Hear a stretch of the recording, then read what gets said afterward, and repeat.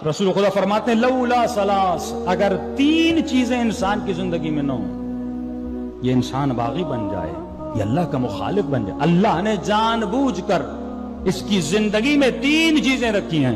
یا رسول اللہ وہ کون سی چیز ہیں؟ فرمایا المرض والفقر والموت۔ اگر یہ تین چیزیں اللہ بندے کو نہ دیتا، یہ پوری زندگی سرکشی کرتا، پوری زندگی اللہ کی نافرمانی کرتا، کبھی بھی مصلی عبادت پر اللہ کی دربار میں اپنے سر کو نہ جھکاتا۔ یا رسول اللہ وہ کون سی چیز ہیں؟ فرمایا سب سے پہلی چیز کا نام ہے المرض۔ اگر خدا بیماری نہ دیتا، بیمار ہوتے ہیں تو سیدھا مصلی پہ آ جاتے ہیں، بیمار ہوتے ہیں فوراً چٹھی جاتی ہے، مولانا امی بیمار ہے، بابا بیمار ہے، بھائی بیمار ہے۔ بیمارستان یا چلے جائیں اپنے ہاسپٹل میں، سب کو خدا یاد آ جاتا ہے، امیر سے امیر آدمی، بے دین سے بے دین آدمی۔ آپ کیا دیکھتے ہیں بیماریوں میں کس کو یاد کرتا ہے؟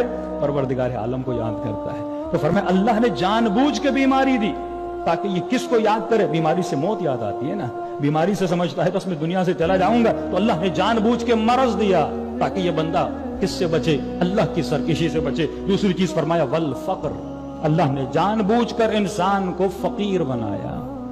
کبھی تو امیر ہوتا ہے، کبھی تو فقیر ہوتا ہے۔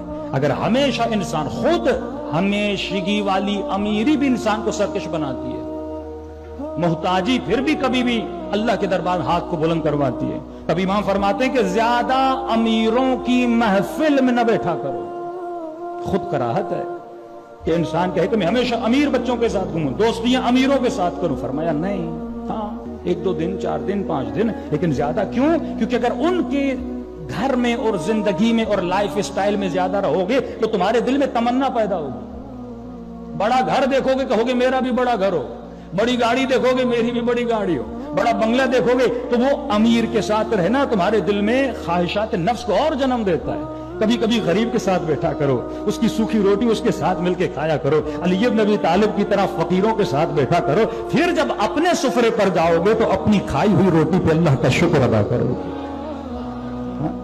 لیکن اگر امیروں کے ساتھ گھومو گے تو واپس آؤ گے، میرا گھر تو چھوٹا ہے، میرا کمرہ تو چھوٹا ہے، میری گاڑی تو چھوٹی ہے، ارے فلاں کے بیٹے کو دیکھیں۔ مثالیں آپ کے بیٹے دیتے ہیں کہ نہیں دیتے؟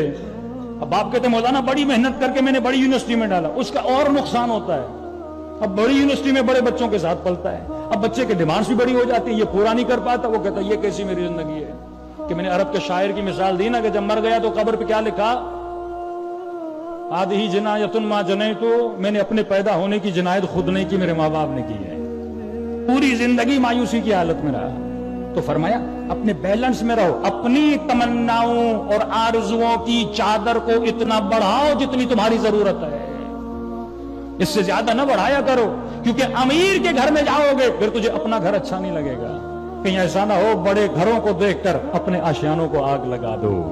فرمایا غریبوں کے ساتھ بیٹھا کرو، کبھی بیماروں کے ساتھ بیٹھا کرو، کبھی قبرستان میں جایا کرو، تاکہ تجھے احساس نعمت ہو جو پروردگار عالم نے تجھے عطا کیا ہے۔ تیسری چیز فقر کے بعد والموت، اگر موت نہ ہوتی تو انسان ہمیشہ سرکش ہو جاتا۔ تو یہ یاد موت ہے جو انسان کے وجود کو بیدار کرتی ہے اور انسان کے وجود میں ایک ڈیمانڈ، ایک ضرورت کو پیدا کرتی ہے۔ کیونکہ اگر آپ صرف دنیا کو سمجھیں گے تو میں نے 2 دن پہلے مجھے سے بتا، آپ کے اندر بڑا عجیب قسم کا ڈپریشن اور پینک پیدا ہو جائے گا۔ یعنی انسان کمائے کھائے پیے اور آخر میں کیا دیکھے جا رہا ہے، ہر چیز ختم ہو رہی ہے۔ ایک شخص رسول خدا کا بھی واقعہ، وہ بھی ڈر رہا تھا موت سے۔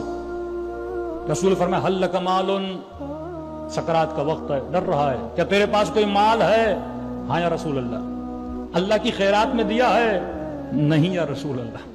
فرمایا تو تبھی تو موت سے ڈر رہا ہے کیونکہ تمہارا جو قلب ہے، جو تمہارا دل ہے، وہ بندھا ہوا اس مال کے ساتھ۔ جب تک اس گرہ کو کھولو گے نہیں تب تک تمہارے وجود میں فریڈم اور آزادی پیدا نہیں ہوگی۔ ایک ایسی آزادی کہ تم پرواز کرنے کے لیے تیار ہو جاؤ۔ ایک چھوٹی سی چڑیا کی مثال لیجئے، اگر اس کے پر کے ساتھ چھوٹا سا پتھر باندھ دیا جائے، اس میں پرواز کی طاقت ہے لیکن یہ پرواز نہیں کر سکے گی کیونکہ اس پتھر نے اسے باندھ کے رکھا ہوا ہے۔ اسی طرح جب روح بدن سے نکلتی ہے، اگر اس نے اپنی روح کے ساتھ اولاد کی محبت، مال کی محبت، گھر کی محبت باندھی ہوئی ہے تو روح کو نکلنے میں تکلیف ہوتی ہے، لیکن اگر اس کی روح کسی چیز سے بندھی ہوئی نہیں ہے، اس کی روح محبت خدا سے بندھی ہوئی ہے، محبت حسین ابن علی سے بندھی ہوئی ہے، تو بڑی آسانی سے اس کی روح پرواز کر کے چلی جاتی ہے۔ صلوات پڑھے محمد و آل محمد۔